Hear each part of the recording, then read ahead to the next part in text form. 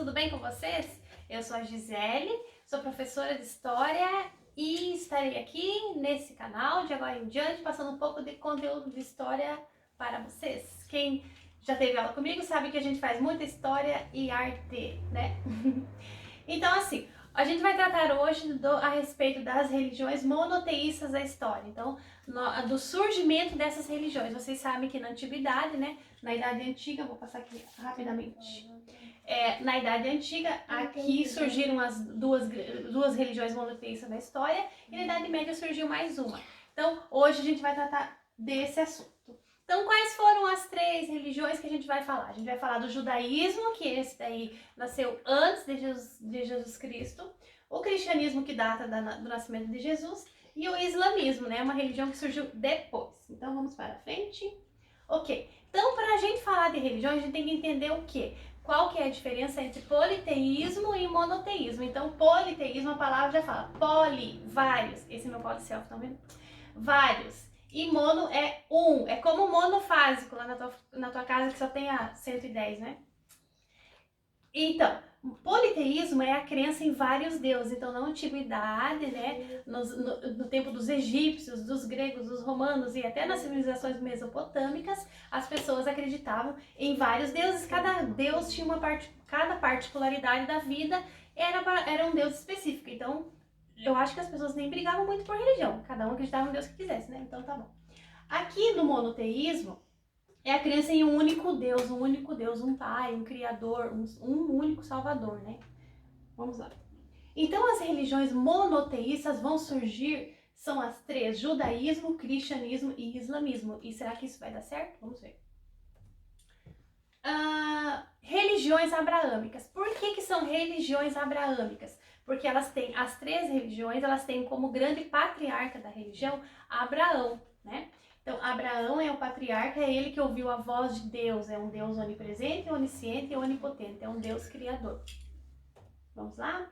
Então, eu coloquei aqui para vocês um pouquinho da história de Abraão, tá? Mas é bem rapidamente, para não confundir a cabecinha de vocês. Então, a gente vai passar assim, ó, pular, não vou falar dos detalhes muito grandes, né? Então, assim, Adão e Eva. Então, a constituição, para essas três religiões, a constituição da humanidade vem de Adão e Eva. Então, eu coloquei aqui um monte de gentinho aqui, né? Que houve depois de Adão e Eva, até Noé e até chegar em Abraão. Abraão, então, ele é o quê? Ele é descendente das primeiras civilizações, segundo a crença dessas três religiões.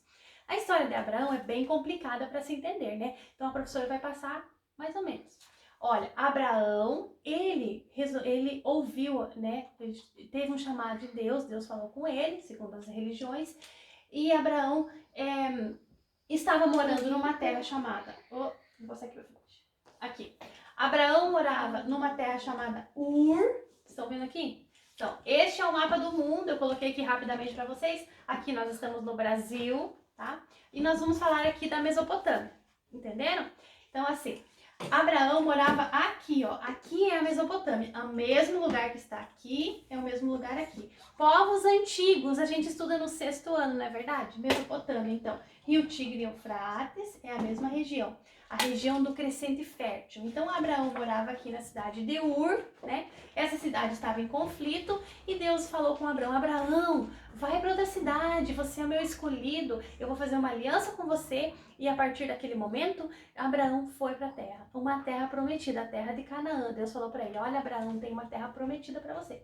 Essa é a história. Então, Abraão saiu daqui, pegou todas as suas coisas, pegou o seu camelo, sua trouxinha e vazou para cá, né? Chegando aqui na terra da Palestina. Então, prestem bem atenção, que a terra prometida de Deus para Abraão é a terra da Palestina, que fica aqui. Bem aqui e bem aqui, do ladinho do mar Mediterrâneo. Vou voltar aqui. Tadã. Onde é que tá aqui? Ok.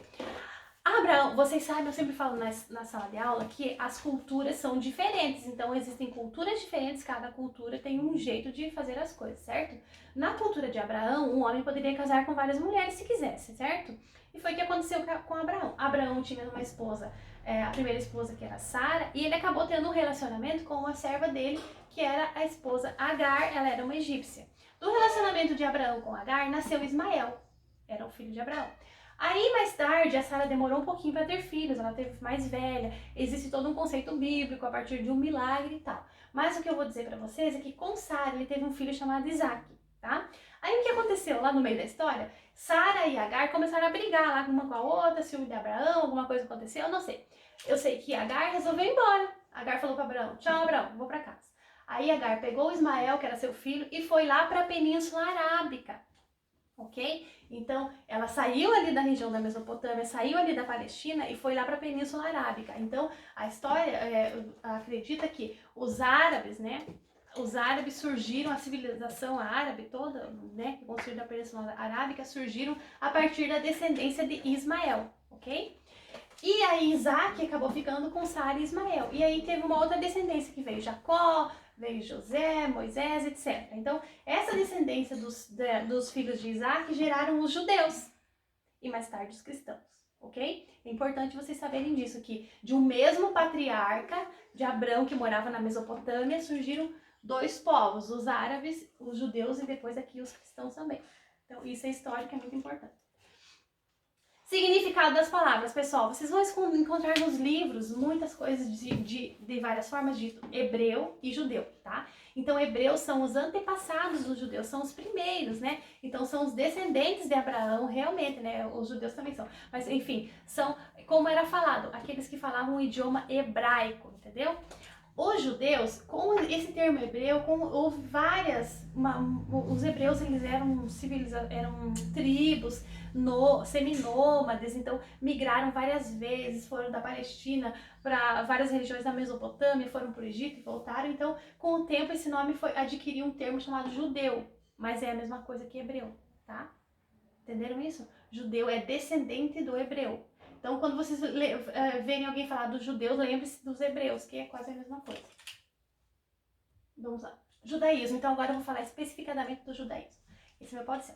Então, judaísmo é uma religião monoteísta que nasceu antes de Jesus Cristo nascer, certo? Ainda no século 17 e 18 a.C., a partir daquela aliança que Deus fez com o patriarca Abraão.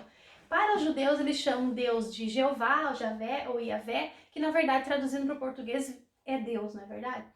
Local, como já falei, na antiga Mesopotâmia, né? Tem uma história desde a terra de Ur, que fica no Irã, até a terra de Canaã, que fica ali na região de Israel hoje, né?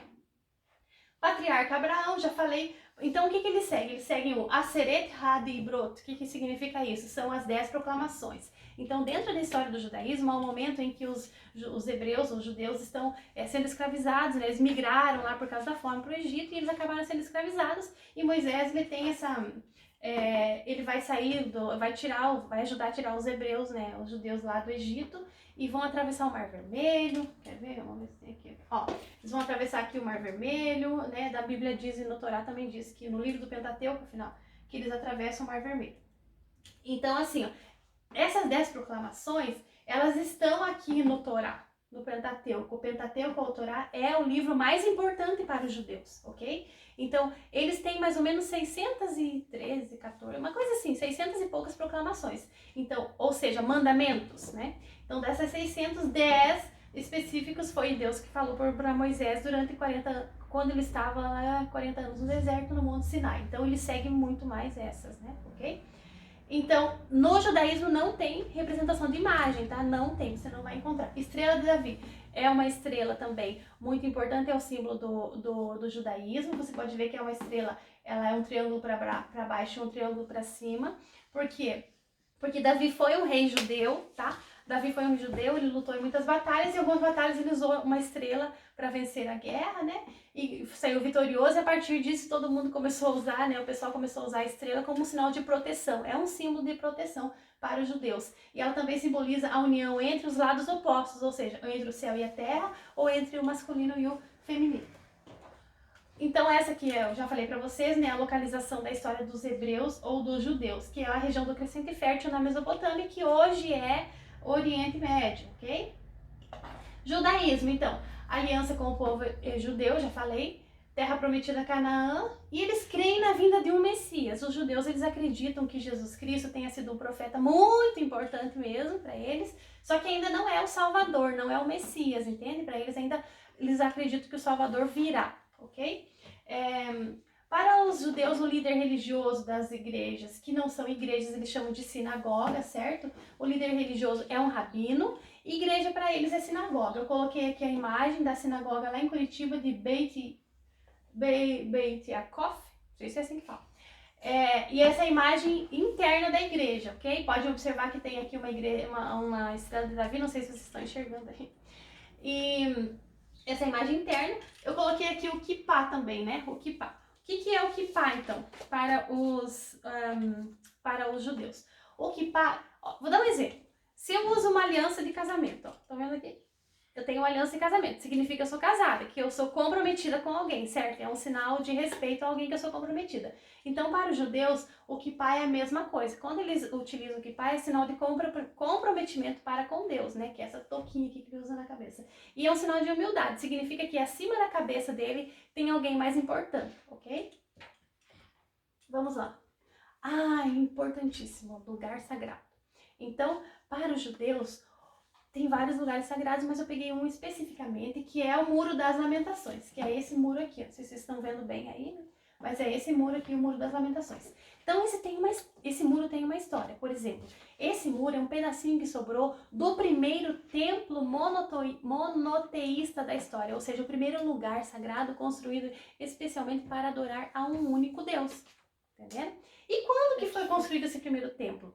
Veja bem, os judeus tiveram uma história com reis também, tá? Então, uns desses reis dos judeus foi o rei Davi e o rei Salomão. O rei Salomão foi aquele rei que construiu o primeiro templo monoteísta da história, que foi construído ali em Jerusalém, que hoje fica Israel, ok?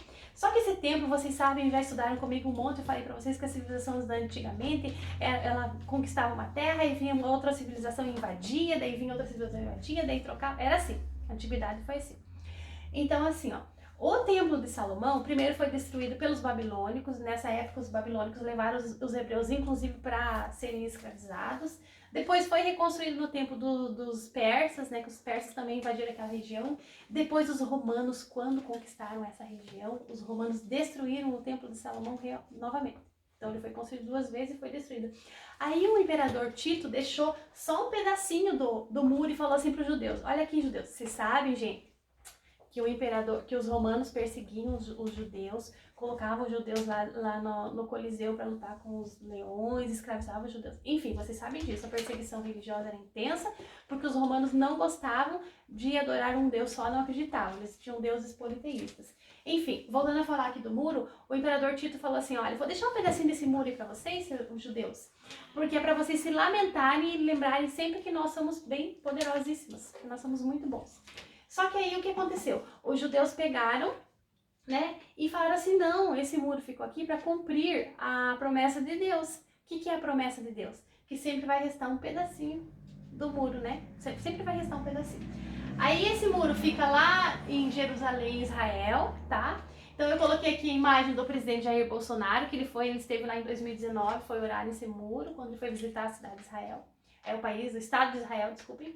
E vocês estão, não sei se vocês enxergam, mas aqui tem um monte de papelzinho. Então, se você for lá no Muro das Lamentações visitar, você vai fazer um desejo, vai escrever alguma coisa ali para Deus e vai colocar ali no muro, que é a tradição. Então, veja bem, que para os judeus, um lugar sagrado fica em Jerusalém, Israel. Ok? Deixa eu ver aqui. Acabou. Então, essa seria a minha aula de hoje. A próxima aula, o próximo vídeo vai dar sequência do ladinho, ok? Beleza, pessoal? Toca o sininho, segue no canal se você gostou. Beijo, tchau!